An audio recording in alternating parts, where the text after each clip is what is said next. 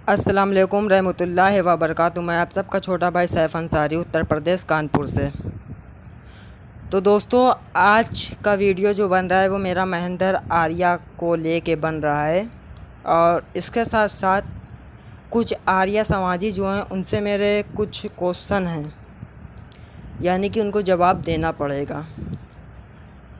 आज हम आप लोग को ये बताने वाले हैं कि हमारे नबी ने क्या काम किए जिससे फ़ायदा हुआ है, और उन कामों को लेके आर्य समाज ने क्या किया और सत्य सनातन धर्म ने क्या किया। एग्ज़ाम्पल के तौर पे ये महिंदर पाल हमारे नबी के ऊपर उंगली उठाता है, बोलता है कि शराब जो थी ये पहले से मतलब हराम थी या बाद में इसको हराम किया गया। तो महिंदर पाल आर्य, अब तो सुन जवाब। और ये वीडियो इन्हीं लोगों के लिए ख़ास कर है जो हमारे नबी के ऊपर उंगलियां उठाते हैं। तो महिंदर पाल आर्य, तुमने पूछा था कि शराब हराम थी या हलाल थी, वो पहले से हराम थी या बाद में हराम करी गई। तो सुनो, शराब एक ऐसी चीज़ है जो आदमी जब उसको पीता है तो एक वो शैतान बन जाता है, शैतान। और इस्लाम में बाद में ये हराम करी गई। बाद में हराम क्यों हमारे नबी ने उसको किया ये भी मैं बताऊंगा। तो अब सुनो, मुसलमान शराब पिया करते थे और वो शराब पी के एक शैतान बन जाया करते थे। शैतान की मतलब अपनी महिलाओं को मारना, अपनी औरतों के ऊपर हाथ उठाना, और भी बहुत सी बातें, अपनी औरतों के साथ गलत सलत व्यवहार करना, सताना। तो हमारे नबी सल्लल्लाहु अलैहि वसल्लम ने जब ये चीज़ें देखी कि मुसलमान तो ये एक शैतान का काम कर रहा है शराब पीने के बाद, और उन्हें ऐसा लगा कि शराब से जो महिलाएं हैं इनके ऊपर कितना अत्याचार हो रहा है, तो हमारे नबी सल्लल्लाहु अलैहि वसल्लम ने उसको तुरंत हराम कर दिया। तो बहुत से जो मुसलमान ऐसे हैं जो हमारी नबी की बात को नहीं मानते, शराब पीते हैं, इससे इनकार नहीं, लेकिन वो अब गुनह का काम कर रहे हैं, हमारे नबी की वो बात नहीं मान रही, तो वो गुनहगार हो रहे हैं। लेकिन आर्य समाजी सनातन धर्म वाले, तुम हमको बताओ, हमारे नबी ने औरतों की बेइज्जती ना हो, उनके ऊपर गलत सलत अत्याचार ना हो, तो उन्होंने शराब को तुरंत हराम कर दिया है। लेकिन सत्य सनातन वालों में शराब जायज़ है, और आज भी आप देखेंगे सत्य सनातन जितने हैं उनके मर्द लोग क्या करते हैं, शराब पी के आते हैं और अपनी बीवियों के ऊपर हाथ उठाते हैं, मारते हैं, पीटते हैं, हाथ तोड़ देंगे, पैर तोड़ देंगे, मुंह से खून निकलेगा, पैर से खून निकलेगा, ब्लड आएगा, सताएंगे, परेशान करेंगे, सिर्फ नशे की हालत में गाली देंगे गंदी गंदी, घर से भगाएंगे, और बहुत से कुछ काम है ऐसे जो हिंदू धर्म में ऐसे होते हैं, जो हराम काम है। हराम काम से हिंदू महिलाओं के ऊपर अत्याचार हो रहे हैं, जो आज तक के इनके किसी भी लोगों ने उसको गलत नहीं बताया। शराब आज तक हिंदू धर्म में जायज़ है, लेकिन इस्लाम में जब हमारे नबी पैगंबर सल्लल्लाहु अलैहि वसल्लम ने देखा तो उसको तुरंत हराम कर दिया। तो एक जवाब हो गया, एक सवाल मेरा ये हो गया।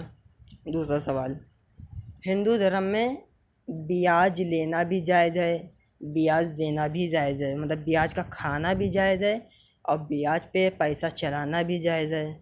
एग्ज़ाम्पल के तौर पे कोई गरीब आदमी है, वो परेशानी की हालत में अगर है, तो अगर हाँ वो मेरे पास मदद के लिए आया है, हम उसको 10,000 रुपये देते हैं, बदले में 15,000 उससे कहते हैं हमें देना पड़ेगा, और उसके ऊपर हम ब्याज बांधते हैं कि महीने में हमको 100 रुपये तुमको एक्स्ट्रा देना पड़ेगा। जब तक के पूरा पैसा नहीं दोगे तो 100 रुपये जो एक्स्ट्रा है वो हमको तुमको हर महीने देता रहेगा। अब बेचारा कोई गरीब आदमी है, उसके अंदर ताकत है कि वो एक बार में 10,000 जो आपसे लोन लीजता वो एक बार में दे सके। तो यह आर्य समाजी क्या करते हैं, हिंदुओं में क्या है कि 100 रुपये, 20 रुपये, मतलब जो भी ब्याज लगाते लेते हैं, और वो जो लोग गरीब होते हैं वो अगर पूरी इनकम नहीं दे पाते हैं तो बेचारे वो 100 रुपये करके जाने कितने 20,000 दे देते हैं, लेकिन उनका जो वो 20,000 रकम रहती है बिल्कुल सेफ़ रहती है, जाने कितना वो बेचारे खून पी लेते हैं ये लोग। ब्याज के नाम पे कितना गरीबों का ये लोग खून पी लेते हैं।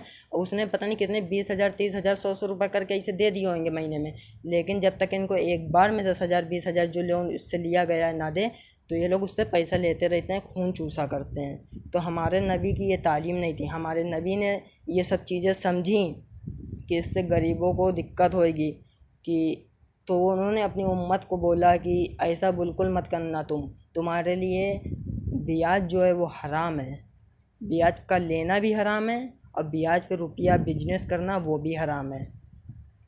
ठीक है, तो हमारे नबी ने इसको भी हराम कहा।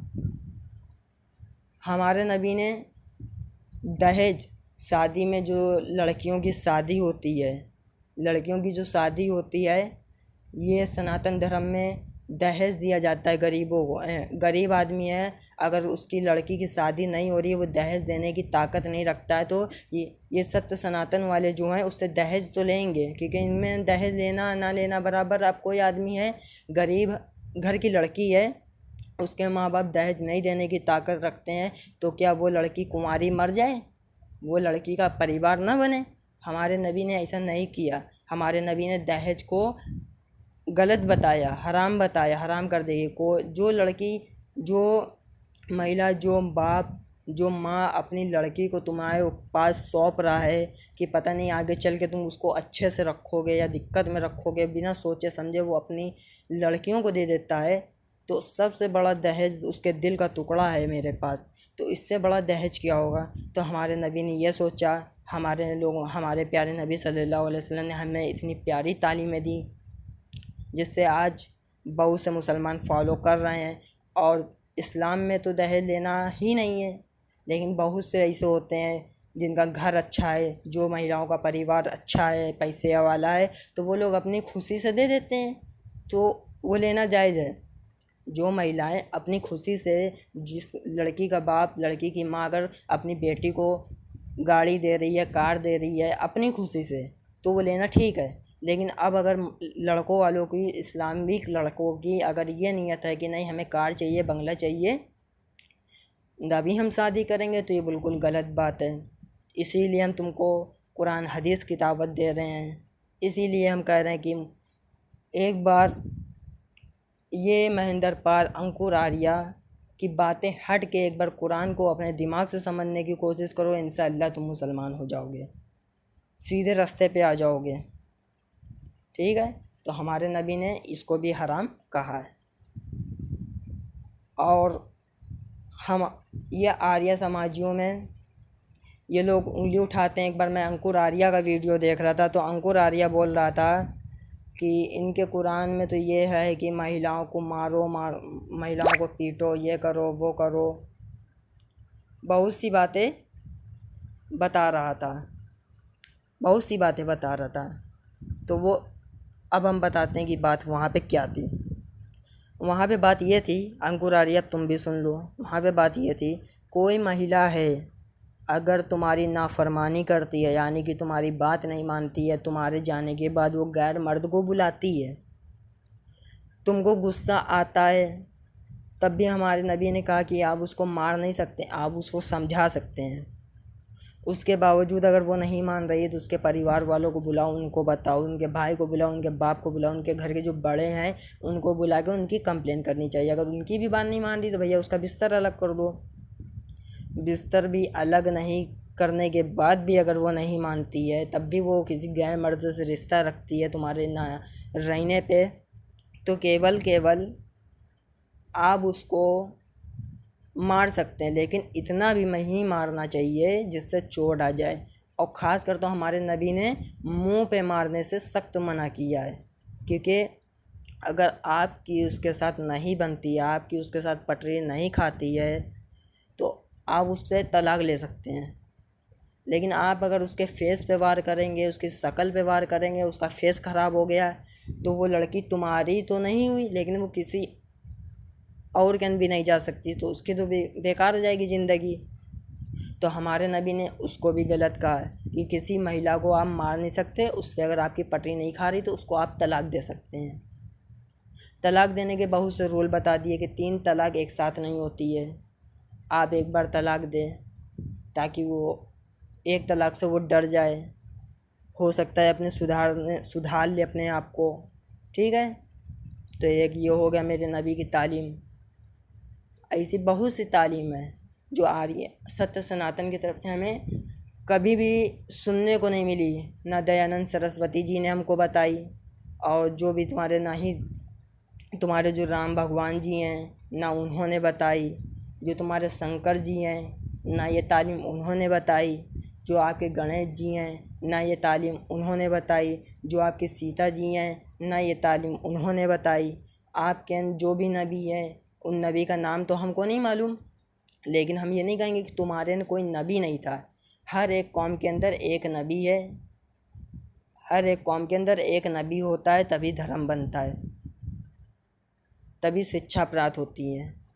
अब हम ये कहें, लेकिन जब तक अगर कोई नबी, किसी धर्म में कोई नबी नहीं होएगा तो वो धर्म जो होएगा वो एक नंबर का भट गंवार होएगा, क्योंकि नबी के बिना कोई धर्म नहीं होता। तुम्हें शिक्षा कौन देगा, तुम्हें सही बातें कौन समझाएगा, तुम्हें सच्चाई की तरफ, अच्छाई की तरफ कौन लेके जाएगा। तो इसलिए नबी होना बहुत ज़रूरी है। ख़ास कर ये मेरा वीडियो उन लोगों के लिए था जो हमारे नबी के ऊपर उंगली उठाते हैं कि मोहम्मद तो ऐसे थे, मोहम्मद तो वैसे थे। मैंने चंद कुछ बातें रखी, मैंने 3 से 4 बातें रखी। 3 से 4 बातों में मैंने आपको बताया कि ये हमारे नबी की तालीम थी। अगर नहीं मानते हो तो जो चीज़ हमने बताई हैं, क्या ये आर्य समाजी ने कभी शराब को हराम किया? आज भी सत्य सनातन में जाएंगे, आर्य समाजियों में जाएंगे, हिंदू समाज में जाएंगे, ब्राह्मण समाज में जाएंगे, वो लोग आए दिन शराब को पी के अपनी बीवी को, अपनी पत्नी को मारा करते हैं। वहाँ पे दहेज लेना भी जायज़, ब्याज का खाना भी जायज़, यानी गरीबों का खून चूसना भी जायज़ है। तो भैया ऐसा दीन धर्म आपको मुबारक हो, हमको नहीं। अल्हम्दुलिल्लाह हम मुसलमान हैं, अपने नबी के ग़ुलाम हैं। हमारा प्यारा नबी सल्लल्लाहु अलैहि वसल्लम ने जो हमको तालीमात दे दी, आज तलक के हमको ये तालीमात हमको कहीं भी नहीं मिली, किसी धर्म से नहीं सुनने को मिली, किसी धर्म से सुनने को नहीं मिली ये तालीमात। जो बातें हमारे नबी ने बता दी, और ये सब बातें तो आज अब हमको बता रहे हो, तो हमारे पैगंबर सल्लल्लाहु अलैहि वसल्लम ने 1400 साल पहले ही बता दिया कि ये काम करो। बल्कि डॉक्टर तो आज की ज़िंदगी में लोग बने हैं। हमारे नबी ने अल्हम्दुलिल्लाह जो इलाज पहले से 1400 साल पहले से बता दिया, जब डॉक्टर का नाम और निशान भी नहीं था, तभी बता दिया था कि तुमसे खतना कराने पे तुमको ये फ़ायदा मिलेगा, इससे पेनिस कैंसर नहीं होगा, ये नहीं होगा। और इस बात को लेके, खतना वाली जो बात है, इसको लेके तो साइंस भी इस बात को मानता है कि खतना एक ऐसी चीज़ है कि उससे पेनिस कैंसर नहीं होता, बहुत सी बीमारियों से वो बच जाता है। तो हमारे नबी ने तो हमेशा हमारी भलाई के लिए सोचा। ठीक है, तो दोस्तों ये मेरी कुछ सवाल थे आर्य समाजियों से, महेंद्र पाल से, अंकुर आर्य डॉगी से, राहुल आर्य से। तुम्हारे अंदर अगर हिम्मत है तो हमें अपनी वेदों से, आप जिस किताब को मानते हैं, जिस किताब का हवाला देते हैं, हमें उससे आप जवाब देने की कोशिश करें कि हाँ हमारे में ये चीज़ हराम है और इससे ये फ़ायदा है, हमारी चीज़ों में ये हराम है, हमसे ये चीज़ फ़ायदा है, ये हराम है, इससे फ़ायदा है। आप हमको साबित करिए। चलिए मैं ये वीडियो अपलोड करता हूँ और देखता हूँ इसका रिज़ल्ट क्या आता है। ठीक है, अस्सलाम वालेकुम रहमतुल्लाहि व बरकातहू।